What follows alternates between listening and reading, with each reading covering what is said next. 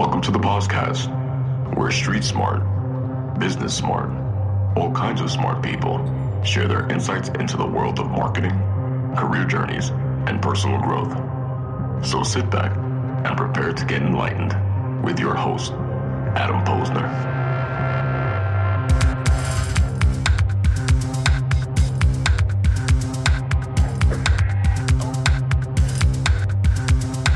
Hey, everybody, and welcome back to the podcast, where I bring you the best and brightest from the world of business, marketing, and personal growth to help you harness your inner tenacity and drive your career forward. Today, I want to switch things up a bit and talk about a very important topic, mental wellness. It's more than a hot topic. It's more than a buzzword. It's a reality, and we all need to do a much better job in looking out for ourselves and, more importantly, looking out for each other, and especially in the workplace, which we're going to dig into. So I've known my guest today, Eric Kussin, an expert in this space for probably 25 years, as we grew up in the same neighborhood in Long Island. We were never super close, but we always respected and admired each other. In the last few years, we connected deeper professionally, and the synergy has been fantastic. Eric is an 18-year professional sports executive veteran who got his start in the NBA league office, and we're going to touch on the Raptors. We even talk about that, the big Raptors win last night. But by the time this airs, it'll probably be like, I don't know, preseason. I don't even know what's going on there. And after 5 years with the league, he went the team business route and rose the ranks with the expansion Chicago Sky and later the Phoenix Suns. And then he went to the NHL, which I love, St. Louis Blues with their first Stanley Cup, working with the Devils and the Florida Panthers. However, a debilitating mental health crisis stopped Eric's career and life in its tracks for 2.5 years. And after many failed treatments, he was lucky enough to learn practices that enabled him to dig out of his abyss and found a higher calling, launching a nonprofit at the end of 2017 called We Are All a Little Crazy, the Global Mental Health Alliance. And it's comprised of athletes like Theo Fleury and celebrities, along with media members, experts, advocates, and everyday heroes who've come together to make talking about mental health a common topic for, quote, 5 out of 5 of us. And their hashtag Same Here movement has swept across college campuses all across the country and has began to expand globally as well, which we're certainly going to dig into. And as mental health wellness continues to be at the forefront of every conversation, I know it'd be critical and a great time to have Eric on the show today. And I'm thrilled and honored to have him. Eric, welcome to the podcast. Thanks, buddy. It's been, like you said, 25 years, but I think when you have a certain relationship with someone and a certain respect for someone, that continues no matter how long it's been. So it's great to be here and great to be talking with you and your audience as well. Yeah, man, it's awesome. And I think your story is absolutely fascinating. So why don't we just jump in on, and if you wouldn't mind telling my audience, and usually we keep this short, but let's go deep here. Why don't we start from the beginning? Because I want to give everyone the full picture of, suburban, athletic dude, does well in college, goes into the sports world, has an awesome job, and then shit starts to hit the fan. Why don't we start there and kind of bring everyone up to speed on your story? Yeah, absolutely. And I think you explained it well. I'm a suburban guy. I mean, both my parents were teachers, so in our town, that wasn't necessarily the norm. Got the education piece in place. And so that was always hammered into me as an important part of what I needed to do to move forward. And so, like you mentioned, I played sports in high school. We going together, I played 4 sports in 3 seasons. And so to me, that was my life. And go on to Cornell University, walk on to the basketball team there, and end up getting my dream job at the NBA. And you mentioned the other teams that I work for, so no reason to rehash that. But, basically was spending this career doing what I love.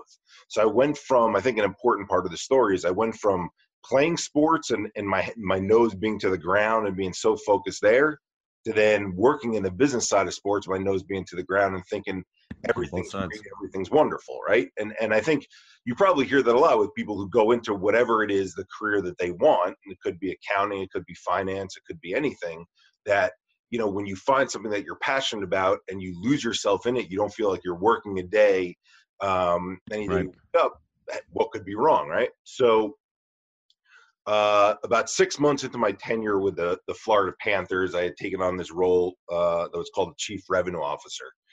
And so the hierarchy in sports, you've got a CEO or a team president, and then CRO is that next spot. So in the the steps that I was looking to take to eventually run a team, I was that one step away from what my dream You were job would at be. the top, man. You were right there. Yeah, and look, when you're getting a chance to get promoted and go on to different opportunities and go to different markets, the wind feels like it's at your sails and you're moving in the right direction. So I think it's an important thing to know. And I don't say that, hey, let me build up my own resume. I'm saying that more to people who are listening, like, things can be going well. Things can be going in the right direction. It could feel like you're going down the right path. And then all of a sudden I started to notice at work that I was lacking interest in things outside of work. So I'd be so focused on what I was doing at the office that I was losing interest in going to the gym when I got home, losing interest in seeing friends, losing interest in going on dates. I was a single guy living in Miami.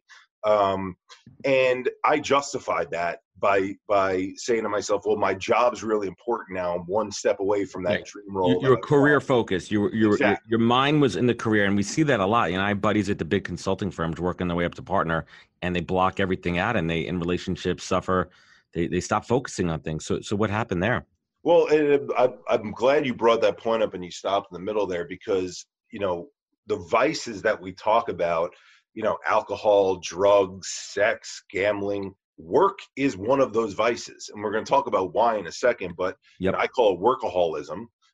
But it's like, what are we not working on outside of the day-to-day of our career because we're so focused on it? And by the way, work with a lot of athletes. This is no different than the athlete who comes in and shoots hoops at 6 a.m. as the first one there, goes to the gym, comes back and starts shooting hoops late at night. Right. And you think, wow, what a warrior. But the true question is, what are they not working on as well, right? That's still their job. Just because they play sports, that's still their job. It's the same thing as us, burning the candle at both ends. Absolutely. Exactly. It's their career. So that was an excuse, is the best way I could describe it, that this was the world's way of telling me I need to focus, because about 2 weeks into that feeling, I just started to fall apart as a human being.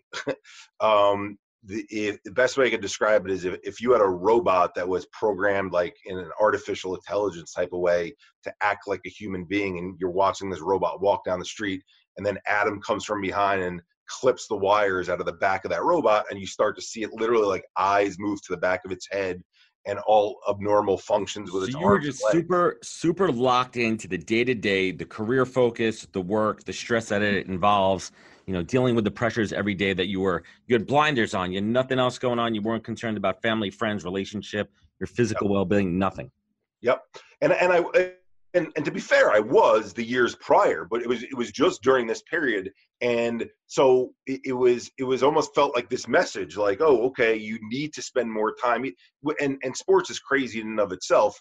You're there from 7 a.m. until 12 at night. Right. On a game night, you're there the whole time. Yep. Exactly. So it's like, how much more time can you spend there? But yet still, in my mind, I was justified saying I need to focus even more. And so I woke up one morning and I had to push myself off the bed like I was in quicksand. I felt like there were cinder blocks on my feet. I'm looking in the closet. I can't even figure out whether or not I should wear a t-shirt or a button down, whether or not my shirts are ironed or not. I just had no desire, no interest to like pick anything out.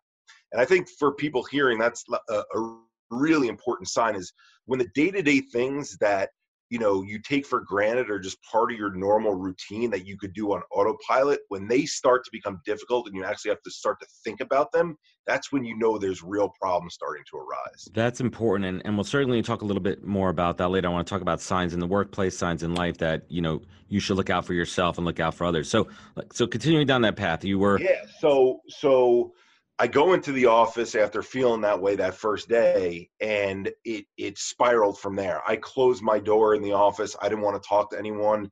Emails were coming in. I was feeling like almost visually this pressure of emails mounting, and how am I going to get through all of them? Calls are coming in. I was telling people I'm on the other line on a conference call and I can't speak right now, which is so not like me. I enjoy interaction. I enjoy building teams. I enjoy camaraderie. My staffs would probably tell you over the years I call too many meetings just because I like to have that interaction. And instead I was doing the opposite, and I was avoiding people. And it got so bad that we had invited prospects to games. So I had each of my reps invite 2 prospects to games in between the first and the second Sales. period. We would bring them into a suite and talk to them about joining the team, becoming a season ticket holder, a corporate partner. And I used to give like an impassioned speech about what we're doing as an organization and what we're building. And that usually comes from the heart, right? Like you never want that to be scripted. Yeah. You want that to seem genuine. And it was in my case. I really believed in what the team was building. But I remember shaking before that group was coming in, and I had to write down an index card. Hi, my name is Eric Kussin. I'm the Chief Revenue Officer of the Florida Panthers. It's nice to have you here. And then pass it off to my team president because I had nothing left to say at that point. You couldn't even do that. There was a block there. Something that was routine that you've done 100 times before. Yep. For some reason, something happened and you couldn't do it. And it was, I mean, that's just a microcosm of I was forgetting my niece's middle names. I had a guitar and I couldn't put together chords as I was playing. Like, but as these, let me ask you a question. Like, so as these things are happening, at each individual one of these things, what was going on inside here? Did you have the awareness to think that something was wrong right away? Or did it all kind of compound? Like, and even though it's 2019 now, this was happening to me in the beginning of 2015, and a lot's happened in a short period of time. Is in my mind, I'm thinking, do I have a tumor? Am I just tired and I need to rest up more? You burnt out. I'm taking on too much on my plate, but I can't stop working hard, so that can't be what goes away. And that's why I was not going to the gym and not seeing friends, is because my mind was like, if I relax a little bit when I'm home and I actually sleep when I'm home, right when I get home, I'll feel better, right? So, was it a tumor? Was it this thing called mental health, which I didn't know from, right? And actually, that was the conversation that happened right after that event in the suite. Was I went to my 2 owners who were military background, West Point grads, and I said, something's off here. I don't know whether it's this mental health thing. I don't know if it's a tumor. I don't know what's going on, but I'm not functioning. And for your own purposes and being a good employee, I'm not giving you my best. And they looked me in the eye, probably the way that, most military folks do. And they said, we never leave a soldier out in the battlefield, was their line. So take 1 month, 2 months, 3 months, whatever it takes to come back and hit the ground running. Let's do that. That's awesome. And I wish more workplaces picked that up. So they gave you the full reins to pause and go take care of yourself. That's family, exactly. Man. That's loyalty. Yeah, and so that was, comforting and interesting. Took some stress off too, a little bit, I'm sure. It totally did. Because you were probably nervous going to approach them and talk about this is your job. You're at the top of the top of the ladder. What's going to happen? Am I scared? Are they gonna say, sorry, we can't use you, we can't use you anymore, and like throw you out on the streets? I'm sure that went through your head. Oh, for sure. Well, look at I know this episode will air after, but look at what just happened with Clay Thompson and KD, right? Like, you work your whole career to get somewhere, and then you get there and this injury, whether it's a physical injury or in my case, a mental health injury happens. And then you're thinking, is my career over? Am I not going to be able to do anything from this point after you spent all that time? And again, another point of like myopically focusing on your work, like, okay, that's a little dangerous because that's become your identity and that's all you're known for. So yeah, what else are you going to have? If you don't have that, then what? Right. Exactly. Mm-hmm. Where do you go from there? So, I'm thinking 1 month, 2 months, 3 months, that's plenty of time, because what I knew from mental health at that time, because we went to the same high school, they don't teach you mental health. They teach you 3 things in health class, which are all wrong. They teach you that depression means sadness, which it's not. They teach you that anxiety means being nervous, which is not. And they teach you that PTSD is for soldiers, which it's not, right? So coming into feeling what I'm feeling, I have no idea what it is. And so I only know about mental health from what I see on commercials, which is, all right, you take this pill and this gray cloud after 15 seconds becomes a blue sky in this, cartoon commercial that you see. And so what am I to think other than I'll try one pill, and if that works, great, I'll go right back. If that doesn't work, I'll try another one. And if that doesn't work, I'll try a third one. But what are the chances that I fail? 3 pills, never going to happen. I'll be back in 3 months. They told me 3 months. That gives me comfort, like you said. So I come back to New York, to Long Island, where my parents are. And I go to these doctors that are called psychopharmacologists. They mix medications, because right away, like the recommendation from the people that I had spoken to was, hey, the dysfunction that you're having, like you need something heavy. They use the term like heavy artillery. Jeez. And so I got given these concoctions of psychotropic drug medications, SSRIs with The inhibitors. benzodiazepines, with tricyclics, later with antipsychotics. Did they go heavy right away? Like right out of the gate, they hit you with the big stuff? Yeah, Or did you kind of ease into it, or? I'll tell you, like, it was interesting. I took this paper test at University of Miami. I don't even know if I should say the hospital, but I will. Medical center, and you circle like, how are you feeling on a scale of 1 to 5 on each of these things. And I just remember this doctor sitting with me and throwing the answers down after he had added them up, and exactly that terminology. He's like, what you need is heavy artillery. He's like, you're dealing with a severe case of anxiety and depression, which. So he diagnosed you just based on your own self-diagnosis? Well, he diagnosed me based on reading this survey that he had, whether he had designed it or whether the hospital designed it or whether he had got it from somewhere else. That's where my diagnosis came from, at least initially, right? And so obviously I'm going to go into New York at that point and see other doctors and get other opinions.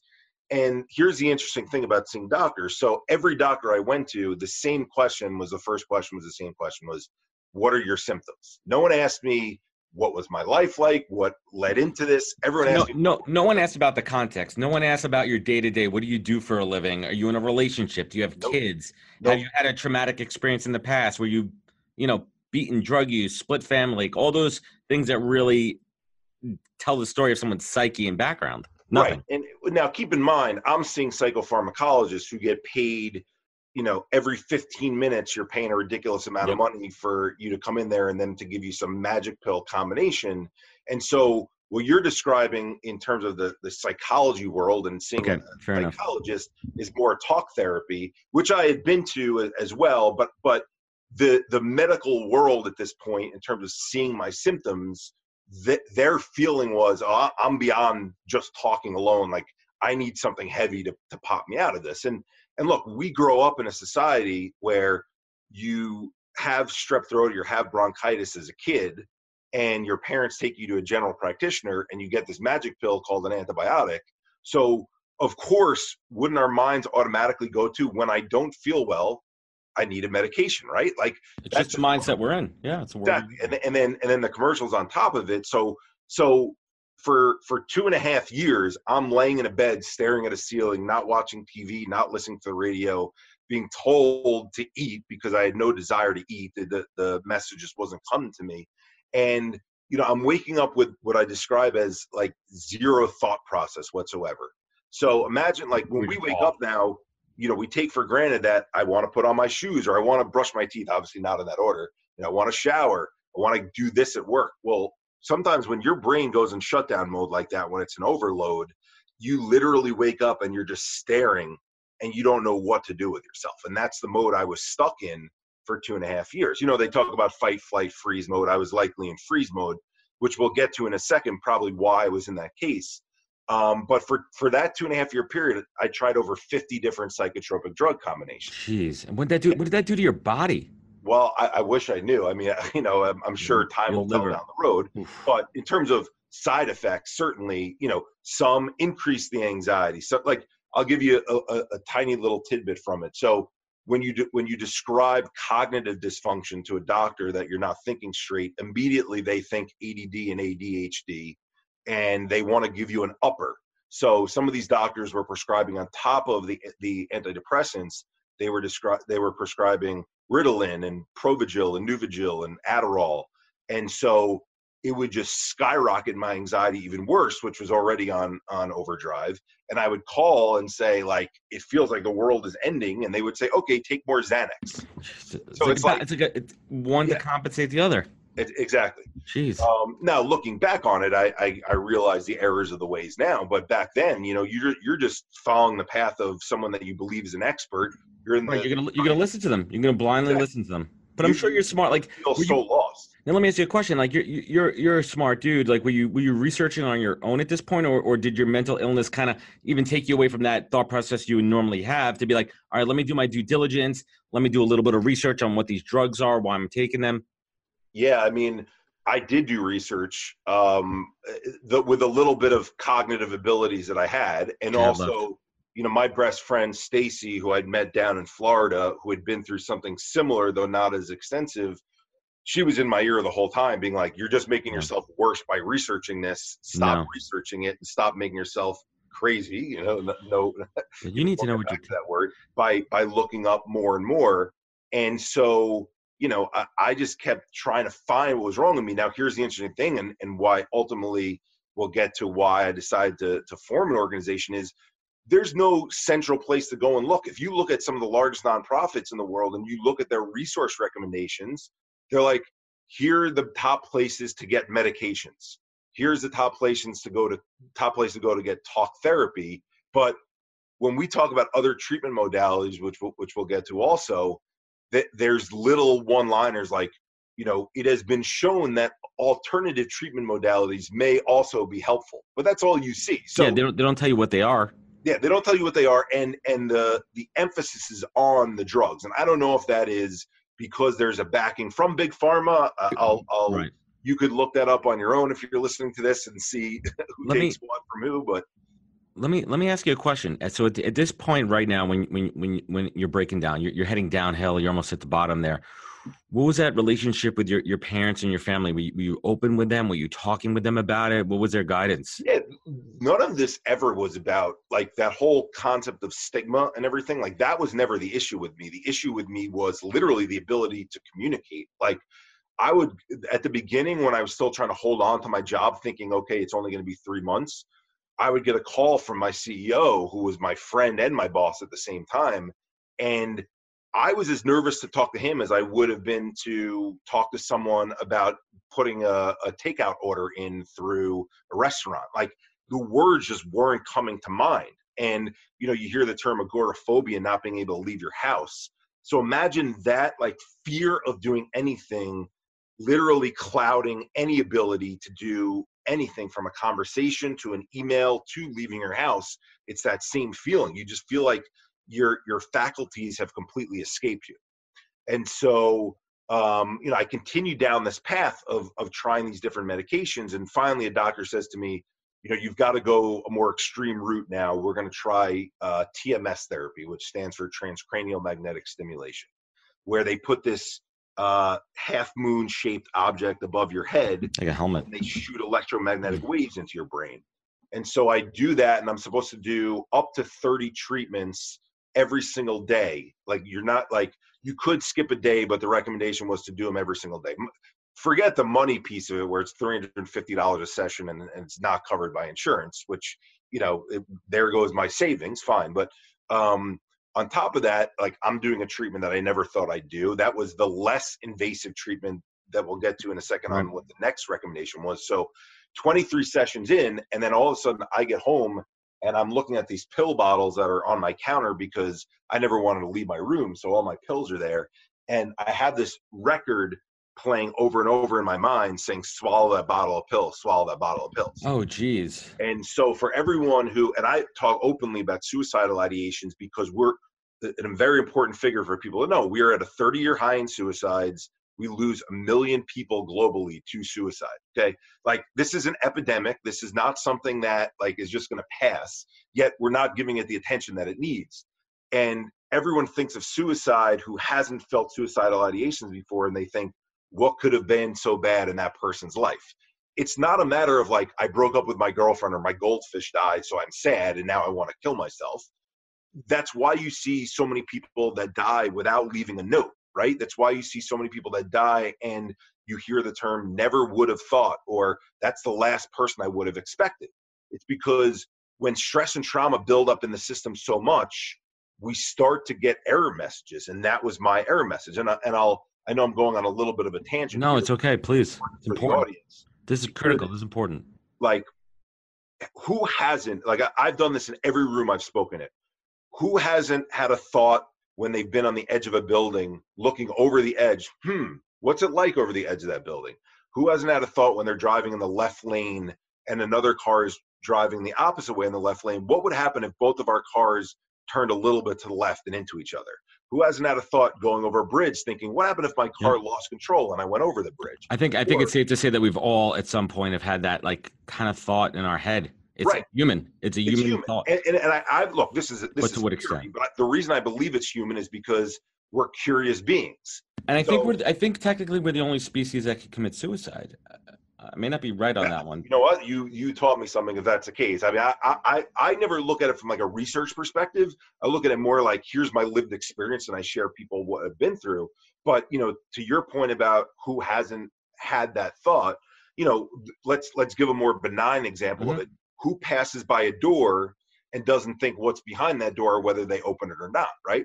So because of that, we're curious beings. So we see these things happen. We watch them on TV. We hear about suicides. And my thought is that when stress and trauma build up in our system, just like thoughts going down a train track, almost in a way, our thoughts now change to a different track. So whereas we might have thought about that, you know, looking over the side of a building or turning our car to the left for 1/19th of 1 second, and then it goes away and we don't focus on it anymore. But instead, we're able to hyper focus on our work. And Adam's going to hyper focus on doing his podcast and getting it right.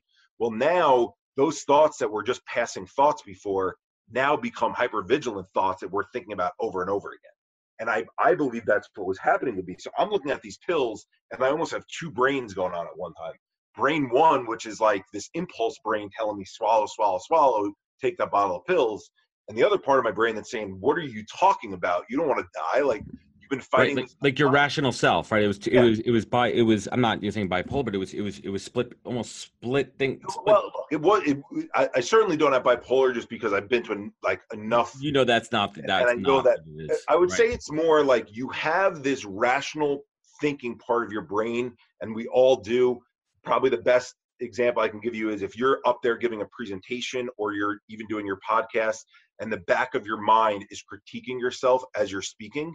And you're like, oh, I wish I delivered that better. That didn't come out. That didn't sound the way that I wanted to. It was that part of my brain. So I was able to like have that part of my brain observe what I was doing. And the impulse was there to want to swallow the pills. But like you had that safety net. Say that again? Yeah, you had that safety net, but the other people don't. And that's what leads to and here's the interesting thing about the safety net that I had, because I actually just coming from Vancouver, I spent time in a group of homeless people in a park talking with them. And to that point, yes, I had the safety net of my parents. So I went straight to my parents when I started having those feelings. And I said, I need to be checked into a psych ward right now. Like, that is a scary term to say, right? Because when we think of psych ward, we think of One Flew Over the Cuckoo's Nest and stuff like that. Padded rooms, you know, straitjacket. Exactly. And by the way, not so far off in terms of how they treat you there, which is another side note. But so I get checked into Cornell Med in New York City, and they decided they're going to send me to their Westchester treatment facility. And I'm skipping a lot of details right now, but other than to say, let's just say when your mental health is in decline, the last thing that you need is to be in a place that's cold and the beds are hard and small and you're treated like a prisoner there. You need comfort. You need comfort. Exactly. You need what you know. You need soft. Exactly. Yeah. And so I go in there, and the attending psychiatrist looks at my history and says, listen, you've tried everything. She literally uses the term everything. And your last resort, this is what scared the shit out of me, your last resort is to do shock therapy. So something that, you know, you talk about research, when I was going through this and I was looking at the possible treatment options, the last thing I thought I would ever do was allow electrodes to be put on my brain, to be put under anesthesia, and to get shocked into having a seizure to try and restart my brain. But hey, when you're at that point and you literally can't stop thoughts from happening, you surrender and you give, you know, all decision-making power to the professionals that are in the room. And so I end up getting 12 sessions of ECT shock therapy. ECT stands for electroconvulsive therapy. And each one of those have to put you under? They put you under. And here's the scary part. So I'm in a psych ward unit with 30 people on my floor. I'm the only one on the floor getting shock therapy. So I feel like I'm the most effed up of the effed up people. Jeez. And you're not allowed to eat the night before. They wheel you in a wheelchair to a completely different part of the hospital. You go into this ECT suite that's the size of a tiny little room, and you go into the room, and the room is like the size of almost like a dentist's office. Right. So that, I mean, even in preparation for that, they're getting you into this crazy mindset, right? They're not helping you with, not helping you. Be like, and you're going to be great. And I'm even asking questions of the psychiatrist who is performing the ECT and getting I asked him, what is the science behind this? And the way that they discovered ECT was they were trying to figure out a way to reverse seizures that were happening with patients who were epileptic. And that didn't work. But some of the epileptic patients who happened to have depression came back telling them that they were actually feeling better and feeling less depressed. So there's still, I mean, look, obviously we're talking 2019 right now. Mm-hmm. I don't know what has happened in terms of research since I had that conversation. And my guess would be not much, just because of how it didn't work for me. Granted, I'm only one case, but the strong science behind it wasn't there. It's not like they can look under. It seems like it's kind of antiquated science going back to the turn of the century, right? Like early 1900s. It seems grasping at straws, and that's why this doctor. Let's just reset. It's almost it's like pulling the plug on the VCR. The Wi-Fi router's not working. What do? You unplug it, right? The VCR is not working. Whatever that was a fix, and that was a rationale behind it. Nintendo games back in the day. Right, you blow on the disc, exactly.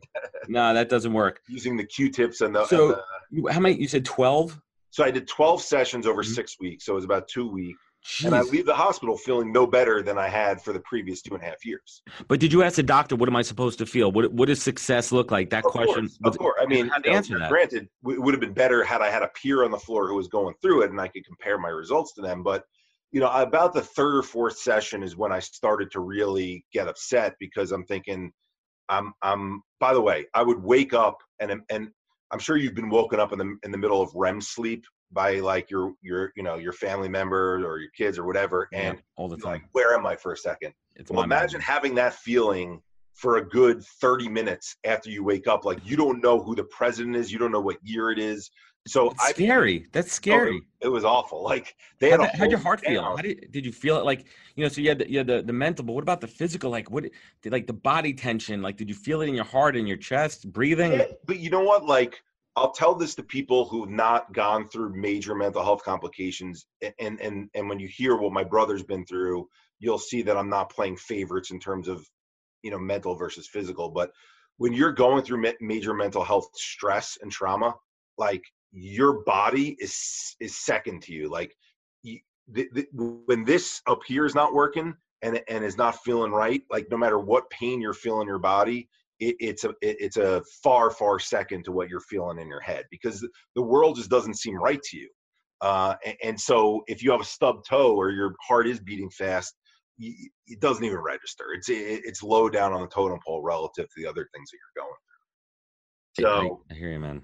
Yeah. So you come out of the hospital. You just had 12 of these. Yep. Did they say you're fine? Go home. Yeah, they were like, listen, we've done what we can.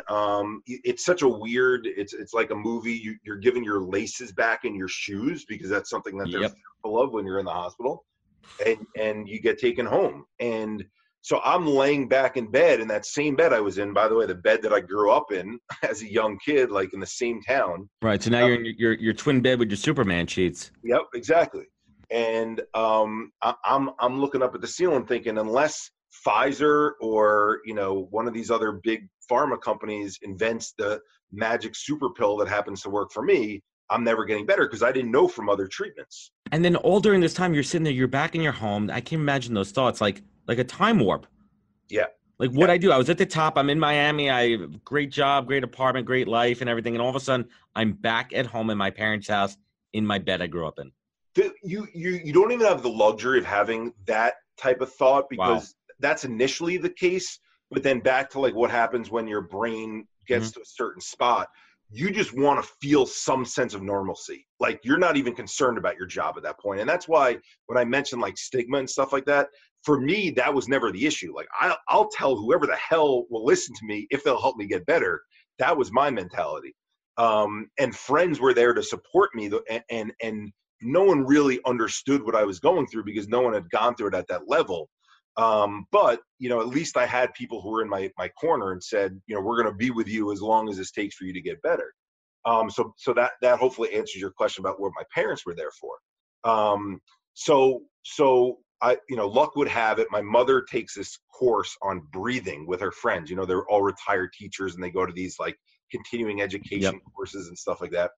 So when my mom had this pain in her neck and her back, and she does these breathing practices for an hour with this woman, and her neck and her back starts to feel better. So she goes up to the woman afterwards. And again, keep in mind, the only diagnoses that I had been given at this point are like generalized anxiety disorder or anhedonic depression or melancholic depression. So all she knows from is depression and anxiety. So she goes up to this woman and she says, do you know, this breathing practice worked for me with the pain that I had.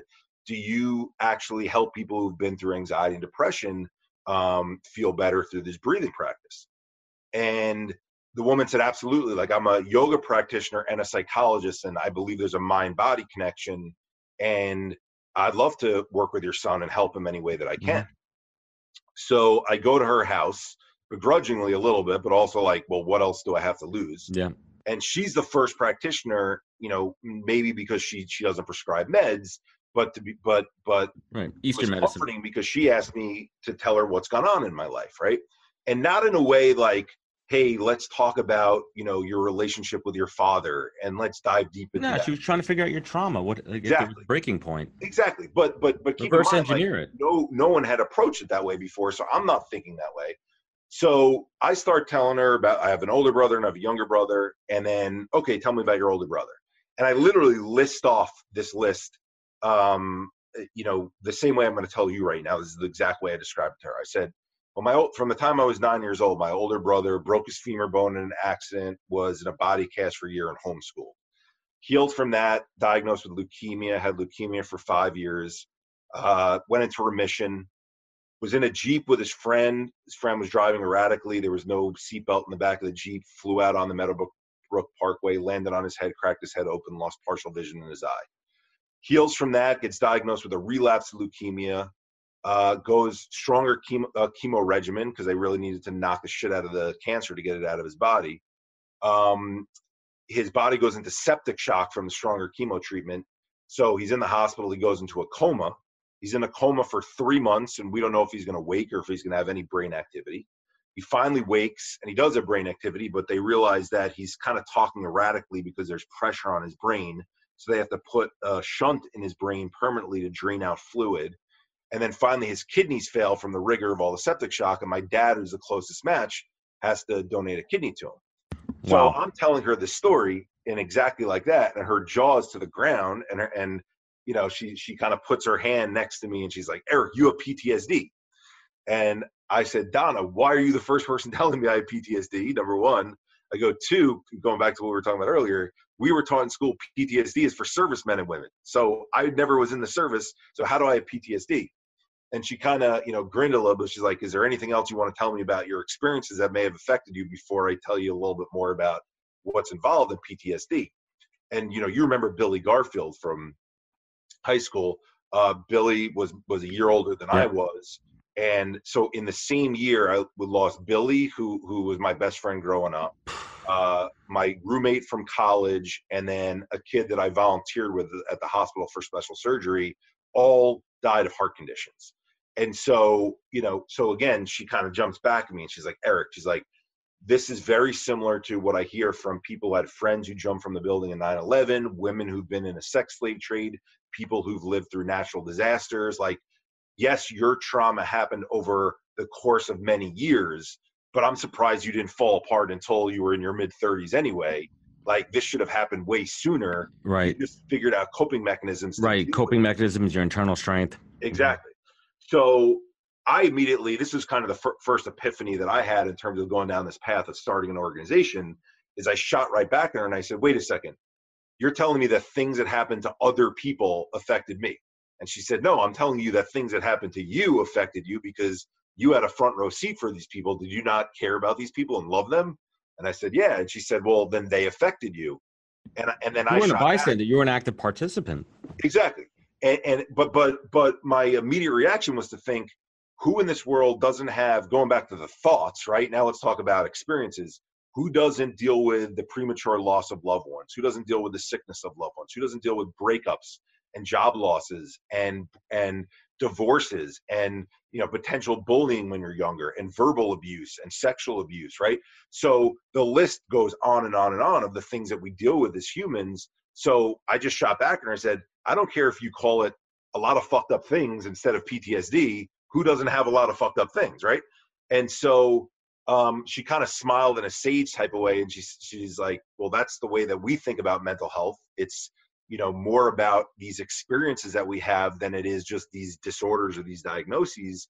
So you're looking at it the same way I do, but unfortunately our society doesn't look at it that way. And that was very deep to me, because I knew at that point, okay, if I had known differently, and if it had been explained to me differently and society had looked at it differently, of course I would have been getting help from this from the time my brother first got into an accident with his femur bone, like going all the way back to 9 years old. But we didn't know any better, like, right? Like Eric is a smiley kid playing basketball and hockey and baseball and football. He's happy. Look at him. He's happy. Right? And Eric's working in sports. His job is great. Like, he's happy. So she sends me to this course. She says I have to have blind faith in her. It's called The Art of Living, the Happiness Course. And I go, and I'm the only male. I'm the only one under 40 at the time. I'm the only one born in this country. So it's me and 8 Indian women and 9 yoga mats. Right. And I had to learn how to like do this breathing practice for 3 days straight. And, you know, the first 3 days, like, I'm asking all these questions. What does this do scientifically? Where's the proof that it works? Like, I'm very skeptical in it. But to be fair, the practitioners were great about it, telling me about how your vagus nerve gets stimulated, and your vagus nerve is the nerve that's in your neck that sends signals to the rest of your body of whether or not you are in danger or whether or not things are okay. And you need to reprogram and rewire your system to say, like, the next shoe is not going to drop, because that's what's happened to you your entire life, is you're waiting for the next shoe to drop. And so I did the breathing practice for 3 days, didn't feel much better, but they put us on a text message thread, and they said, look, we're going to have you all stay with us and be accountability partners for the next 40 days and text into each other that you're doing the practice at home. At least give it 40 days to start to feel better. Now, keep in mind, most of the people who are in this course are going to this course because they want to go from seeing life in standard definition back to high definition. And I'm going from wanting to have like no view on my screen to getting static back. Yeah, you know? different perspective. Yeah, like, relatively speaking, it was a different experience, but I still wanted to trust in the process. And so I'm doing this practice, and literally like 30 days into it, I start waking up, and not emotionally, but at least cognitively, I start to get my thoughts back. And I'm like, holy shit, like, I can actually think again. I can actually like care about what's going on around me. I can actually put sentences together. I can actually watch a TV show the whole thing through and follow the plot. And so I had some friends who worked in Manhattan at an ad agency, and they were like, come in, you'll do some mental gymnastics with us, like working on some projects that'll help get the cobwebs worked out. And so I go in, and like 2 days into working there, I just got this itch to share my story. And I know you do this a lot on LinkedIn. I didn't have Instagram. I didn't have Twitter. I wasn't a social media person. And what I was, if anything, on social media, I had Facebook and LinkedIn. I was the voyeur, right? Like, I wasn't the person who posted much. So I didn't really know much about posting. So I go to you know, Word, because that's the only default. I have, and I type my story out. And believe it or not, in a lot more detail than I just told it to you, because I wanted to help people. Like, this was a struggle between, do I just give like the bullet points of what PTSD are, or do I go into deep detail about what it was like every day to live through this? And I'm like, I have to put it all out there. If I'm going to put it all out there, that's the only thing that's going to help people. Absolutely. Full transparency, vulnerability. Mm-hmm. Yep. So I write it up, and they put it on that website Medium, which I didn't know existed. And the first pass at it says it's going to be 36 minutes to read it. And they come back to me, and they're like, we haven't even read it yet. We love you, but no one's going to read something that's 36 minutes long. They're like, in today's world with social media, like, you got to capture people in a minute, maybe 2. And usually it's like, you know, a video content, or else, you know, people just are going to pass by it no matter how compelling the story is. Now, I had put my telephone number on there and my email address, thinking, okay, my thought was I have 2,000 followers or friends, if you will, on LinkedIn. Let's say the algorithm, it gets fed to 200 or 250 people, 20 people read it, 10 people react to it, 5 people get back to me. If I'm able to help 5 people, that's a great start, right? Absolutely. I'm not using the cliche of just helping one person, right? Like, so I'd be a little more ambitious if I could help 5 people. So I put it up there, and my friend calls me the next day, and he's like, dude, your story's going viral. Now, I didn't know what viral meant. I thought viral was like the viruses that you put into computers. So I thought what he meant was when people downloaded my story, they were getting viruses into their computers. So I thought it was a bad thing.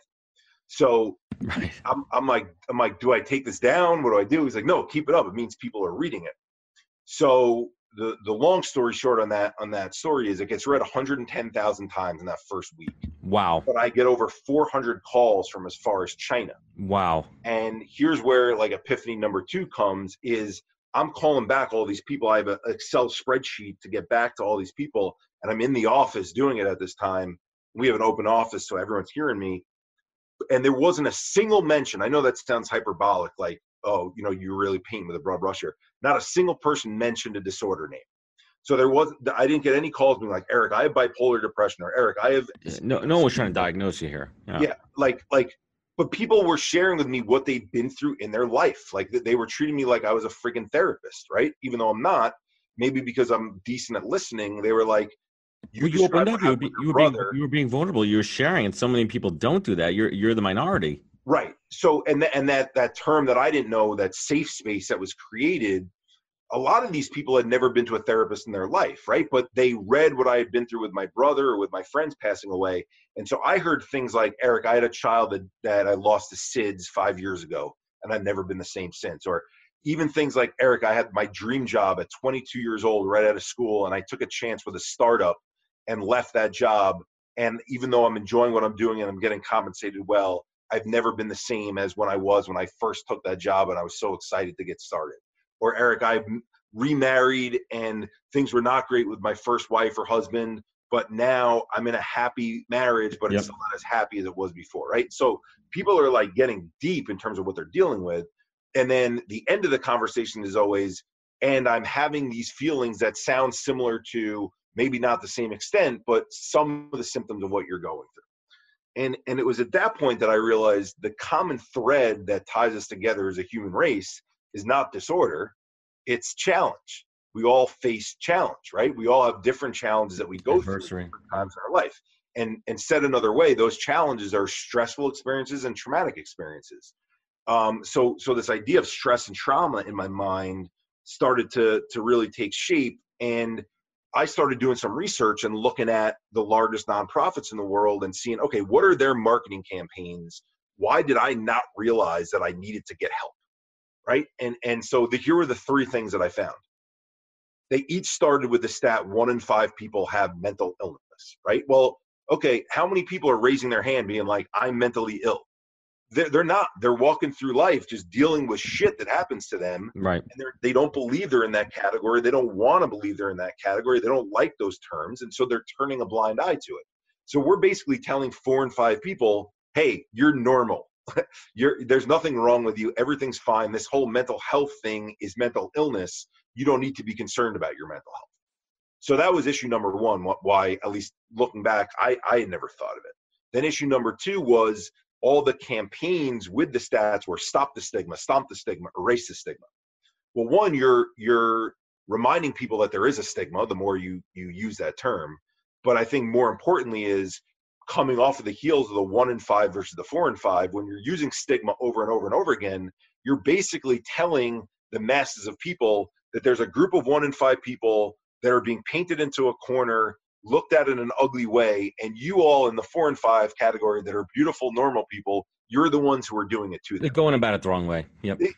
You're putting 2 groups of people against each other. How are you ever going to come together on that, right? The way that we, talk about my brother with cancer, the way that we got cancer to be the most donated to cause in the world was by saying that everyone knows someone affected, right? It was bringing people together. Campaigns about stigma don't bring people together, right? When you tell other people stop the stigma, you're basically pointing a finger at people and you're saying, you stop talking negatively about those people. And even though that might be what we'd like to happen. People don't like to be told in that type of way what to do. People want to feel like they're a part of something. So that was number two. And then the third one was that the celebrities that were sharing their stories, oftentimes through these nonprofits, being an endorser, the media was telling their stories, and they were telling the far end of the spectrum, erratic behavior, or in the case of Anthony Bourdain and Kate Spade, catastrophic part of the story. So I'll give you examples. Britney Spears has depression, so she shaves her head. Kevin Love has anxiety, so he runs off the basketball court, right? Lindsay Lohan has anxiety, so she's a hot mess and can't do her hair right and looks crazy when she comes out. Maybe it's just a Merrick thing with Lindsay Lohan, man. Maybe it's just a Merrick thing. We're just a little crazy in this town. It's true. Well, Amy Fisher too back in the day. Oh, yeah, I forgot about her. But that is so now you're taking that 1 and 5, you're separating.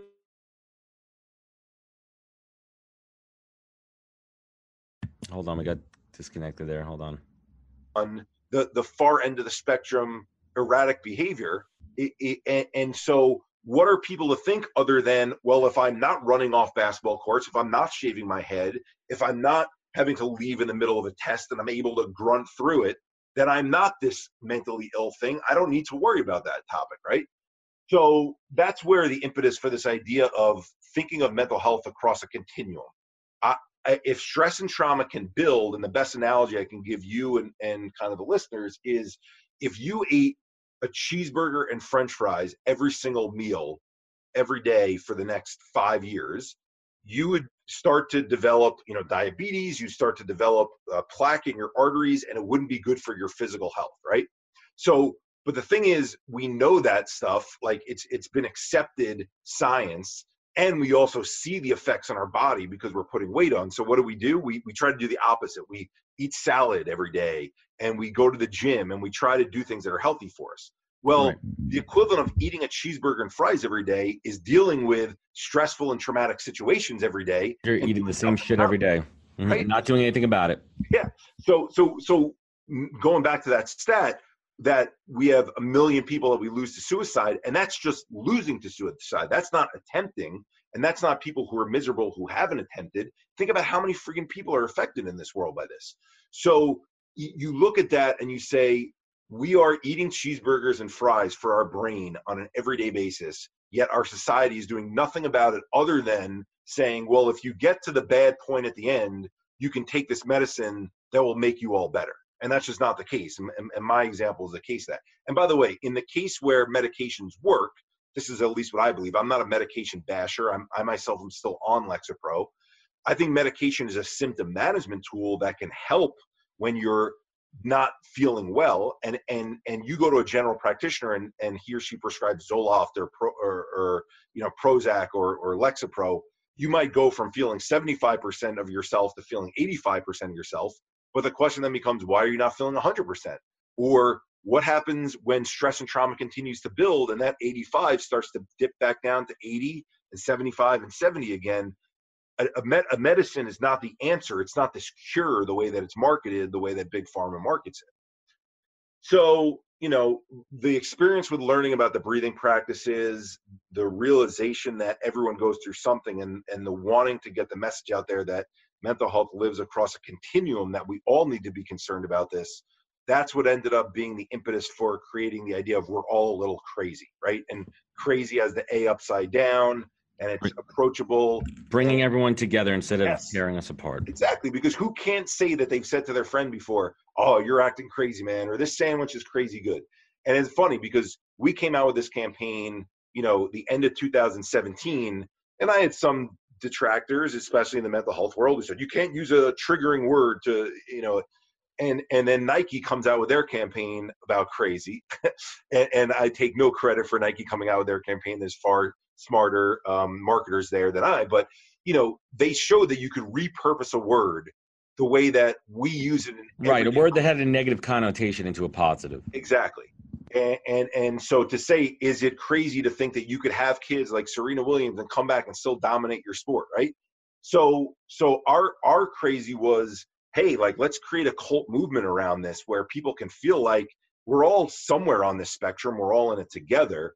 And then what built from that was bringing in the folks that I had relationships with in the sports world, you mentioned Theo Fleury, so we have people from all four sports. We have people from the acting world, the comedy world, the music world, all kind of sharing what we call the campaign is the Same Here campaign. So Same Here is an American Sign Language sign. It's your thumb at your chest, your three middle fingers curled, right, like you're making, and then the pinky pointed out the other person.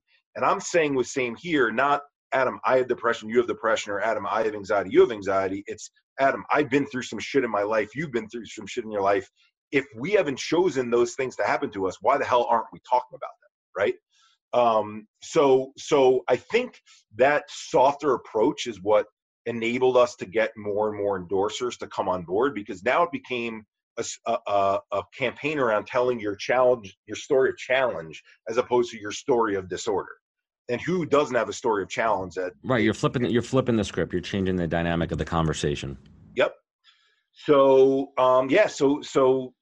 was fortunate that like Darren Ravel reached out, which obviously, given his reach of 2 million followers on Twitter, a program that I didn't have was certainly helpful.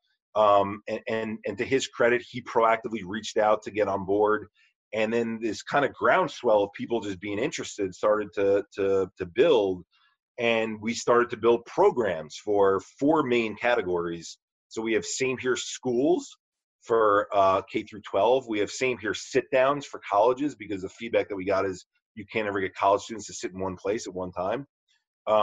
We have Same Here sports for we do programs with professional sports teams and their fans. And then Same Here safe for offices. Safe because safe is the last thing people feel when they open up about their mental health, thinking that they're going to get let go or, not be promoted or whatever it is. And then, I'll share with you, I don't know if it'll come to fruition, but had a call yesterday with the NYPD and the mayor's office where we've got a Same Here service. That's why I was mentioning to you, I was in that's awesome. Starting to do more and more with first responders and military. I mean, when you think about PTSD, I mean, they see it every single day. We were talking about that before we went on the air. The things that first responders see, and they have to, park somewhere inside of them and then come home to their families. And that adds up and that builds up. I don't care how strong you are. Well, and it's kind of a mirror thing, right? Like, here's the interesting thing about first responders. First responders are watching the trauma that other people are going through, right? Like a mother watches their child burned in a building, and the first responder is going to save the child and then, comfort the mother or the father. And, it's not their child in the fire, right? But if you're an empathetic person, if you're a human, of course, you don't have sociopathic tendencies, you're going to feel for that family, right? And so isn't that case in point to all of us who watch things happen with our family and friends? If it's happening to first responders and they're not even related to these people, of course, when we're watching it happen to our family and friends, it is affecting us. And that's something that everyone should take note of, that just because I'm not at that far end of the spectrum where I have disorder yet, that doesn't mean we shouldn't be working on our mental health, right? So those have been the programs. And then one other thing I think is important to mention is we created this acronym called STAR. So Stress and Trauma, Active Release and Rewiring. And it's on our website, wearealllittlecrazy.org. And it's everything from Qigong meditation to yin yoga, to breathing practices, to havening, to a practice called TRE. It's ways in which you can release and rewire the stress and trauma out of your system and not have to rely on this magic pill drug is going to get me better. And I built it because I wish that was around when I was going through what I went through. So I had a place that I could come to and I could find practices that I can do on a daily basis to get better. That's incredible. Eric, I mean, the work that you're doing, the journey, I mean, have you found comfort? Or, I mean, how does that mindset take you to think, like, when you came out of school that you always wanted to work in sports and now you're doing this, how does that feel for you for a career journey perspective? I never thought after working in sports that I'd find something that was as rewarding.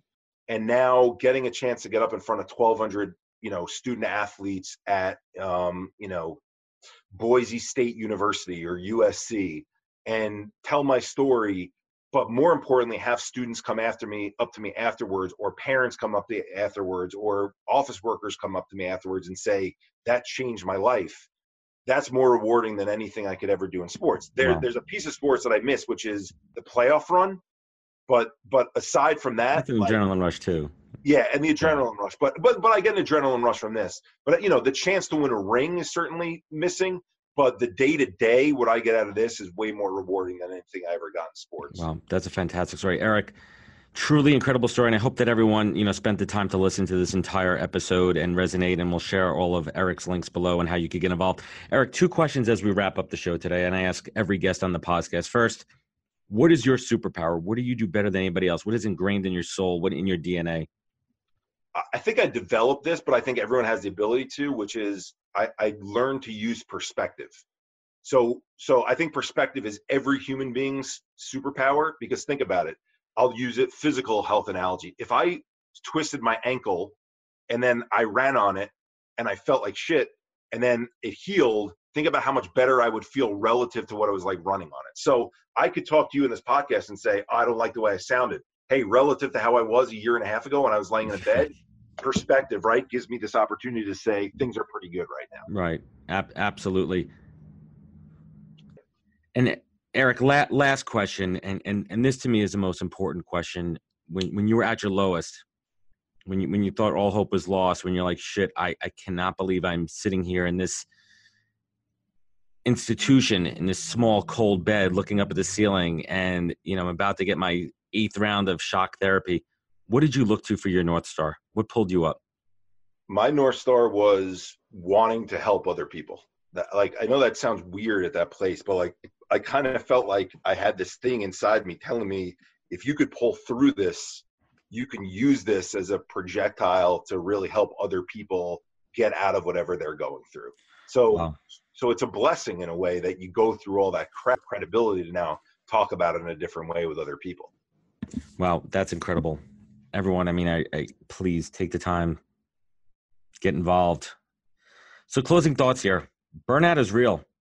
In today's always-on, hustle-to-win mentality, many of us are burning the candle at both ends. And it's not just affecting us physically, but mentally as well. It affects our work, our relationships, and ultimately ourselves. For many years, it's been swept under the rug or something that people just keep inside due to fear or repercussion from losing their jobs or relationships. But it's critical for everyone to be able to recognize the signs within themselves and of others they care about at home and in the workplace. And Eric, I applaud you for your bravery, your honesty, and your vulnerability. More importantly, I applaud you for taking care of yourself and leveraging your superpowers to help others tremendously. And mental health issues are real. We all need to take ownership of our own mental health and look out for each other. Eric, thank you for taking the first of many steps that led you to what you have built and ultimately what you give. Thank you, dude. And thank you for coming on the show. Where could folks connect with you? I know you mentioned before, I will have the links, but tell everyone where they could find you, how they could get involved. Yeah, absolutely. So our main channel is Facebook and Instagram. So at We Are All a Little Crazy on both. And then our website is weareallalittlecrazy.org. We recently launched a podcast. So it's called The Same Here Show. Awesome. And so those channels are probably the best way. Eric, that was incredible. Thank you for joining me. I appreciate it. And to everyone listening at home, thank you again for joining us on the podcast. Please be sure to follow us on all the social media channels below. Click, link, subscribe, comment. Remember, take your online, offline. Thank you for joining us. And catch us next week for another episode of the podcast. Wisdom is forever, but for us, it's time to go. Thank you for joining us. Luckily, we'll be back with our next episode jam-packed with more incredible humans. For more info, please visit www.nhptalentgroup.com.